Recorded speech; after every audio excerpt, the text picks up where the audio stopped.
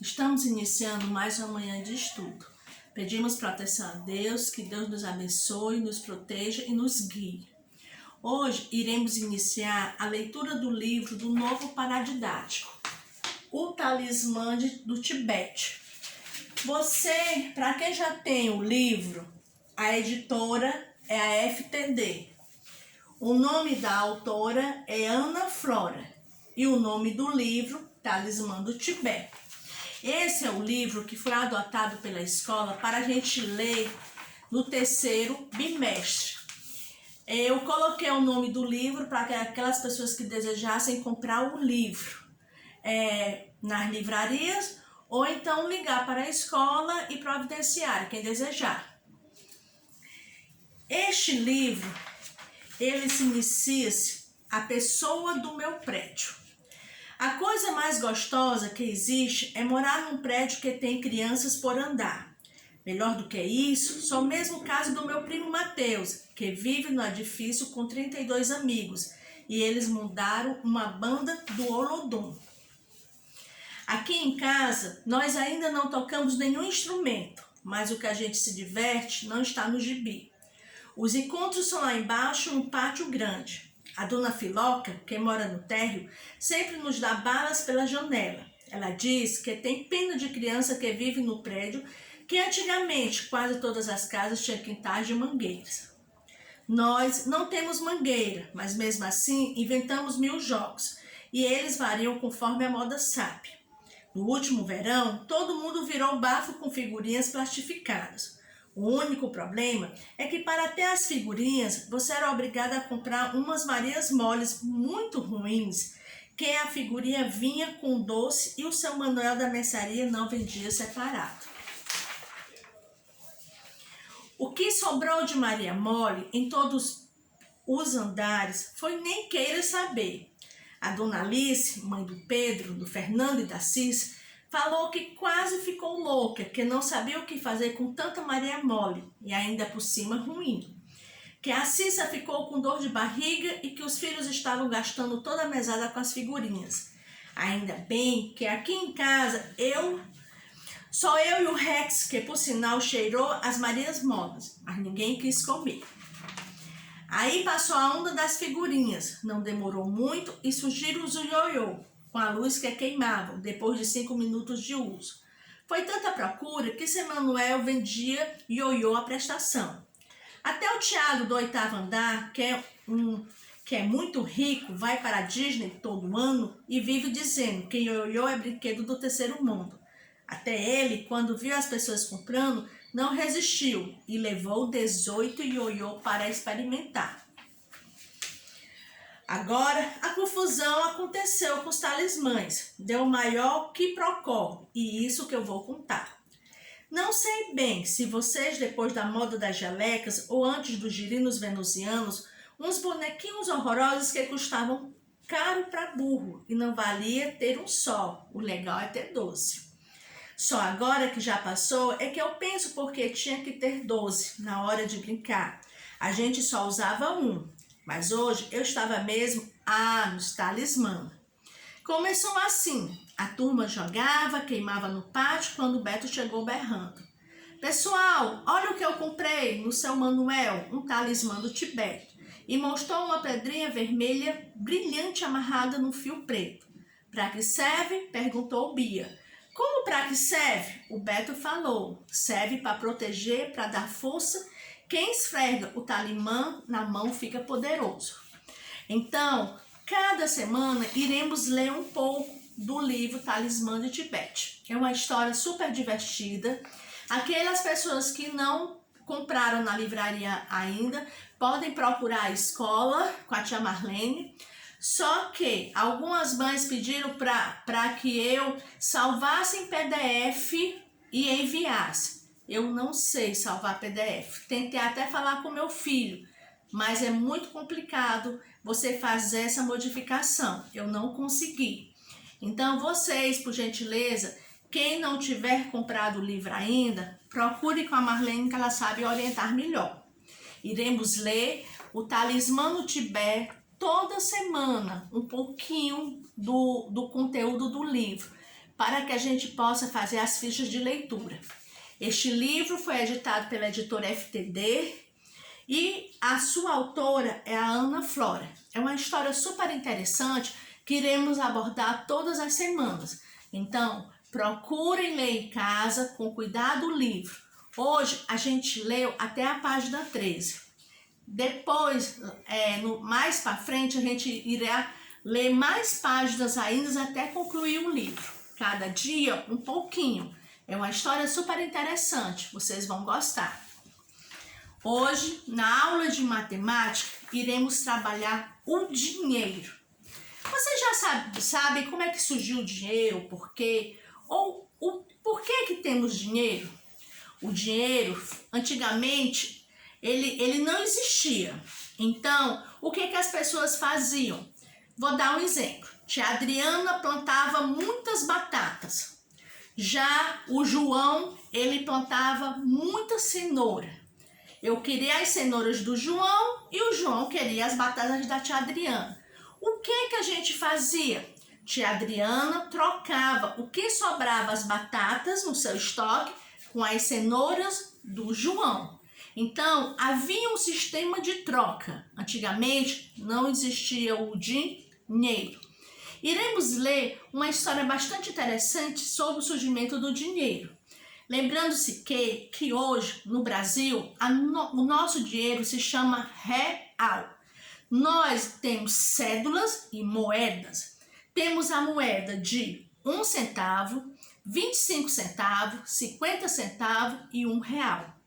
As cédulas temos de R$2, R$5, R$10, R$20, R$50, R$100 e agora futuramente iremos ter a cédula de R$200. É a cédula que vai trazer a figura do lobo-guará.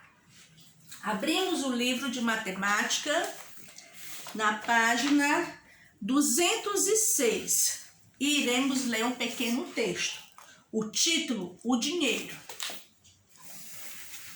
Você já imaginou como seria se não existisse dinheiro? Como faríamos para comprar? Pois saiba que em épocas passadas o dinheiro não existia como atualmente. Antigamente as pessoas costumavam trocar entre si as mercadorias de que necessitavam, como eu havia dito logo no início.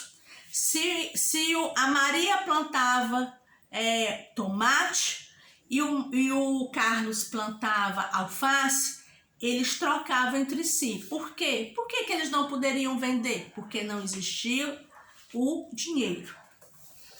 Um pouco da história do dinheiro. E como será que as pessoas faziam quando não existia o dinheiro? Elas trocavam uma coisa que tinham por outra coisa que queriam. Com o tempo, as pessoas perceberam que não precisavam levar seus produtos para trocar. Era só escolher uma coisa que representasse o valor dos produtos, como o ouro, a prata e até o sal. Existiram outras formas curiosas de dinheiro: conchas, pedras, penas, chá, anzóis, animais como o boi e peles de animais, principalmente nos países frios. As moedas foram inventadas porque eram fáceis de carregar, não estragavam, podiam ser guardadas e tinham seu valor reconhecido por todos. As primeiras moedas eram feitas de ouro e prata. Hoje são feitas de metais, como cobre, bronze, níquel, latão e aço. A nota de dinheiro, isto é, o papel, foi inventado na China, porque era muito difícil para as pessoas carregarem um monte de moedas pesadas. Hoje, as notas têm diversos valores, formas e cores.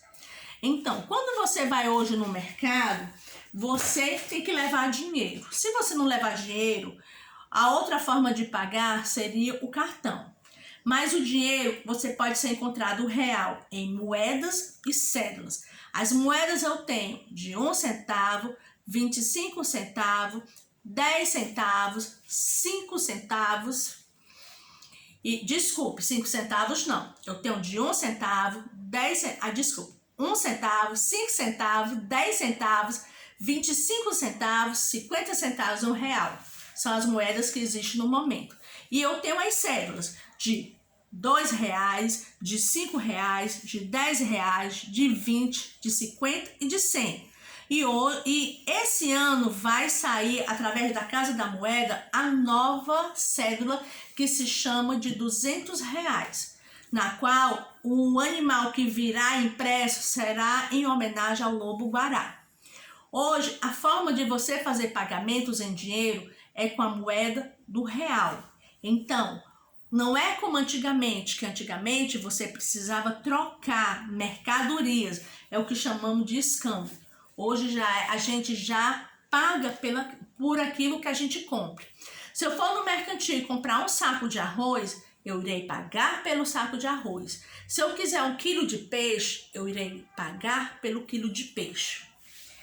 A tarefa de matemática hoje, vocês irão fazer a página 207 e irão responder as perguntas com referente ao texto.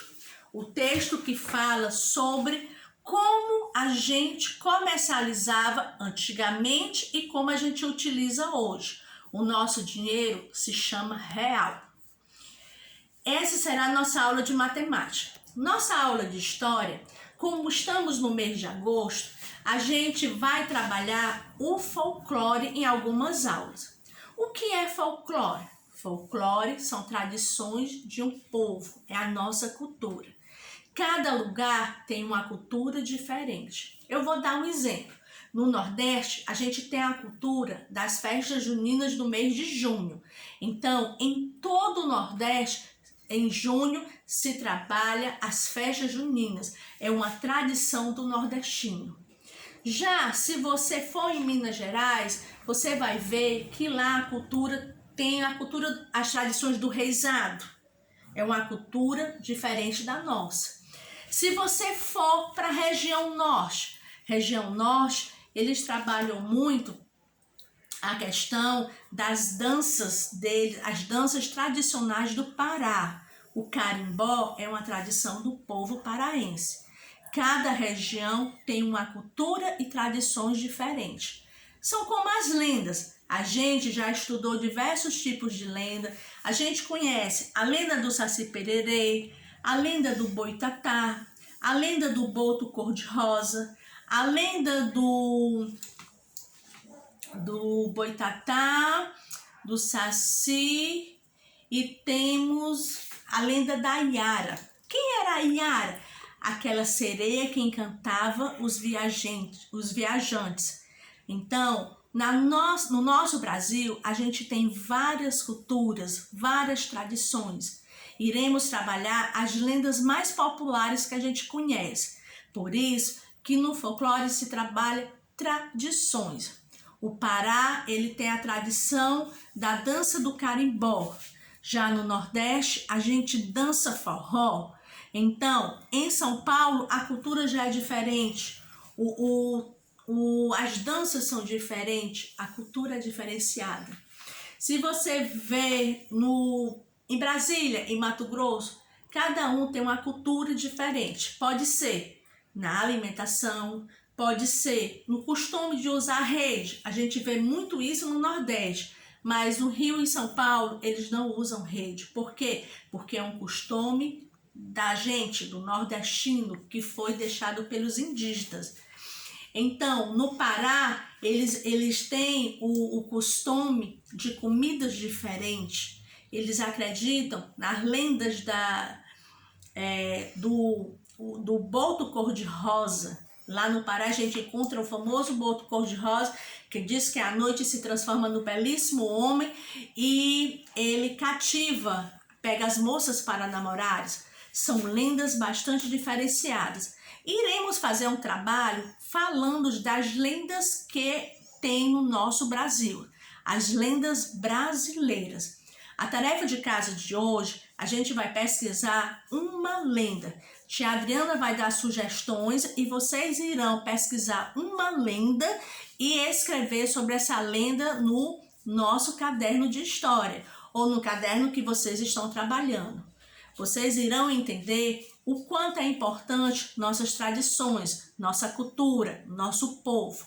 Somos ricos em tradições. O que seríamos de nós? É como quando o Brasil foi descoberto. O Brasil foi descoberto pelos portugueses, como a história diz. Só que o Brasil já existia Porque quando os portugueses chegaram aqui, existiam os indígenas.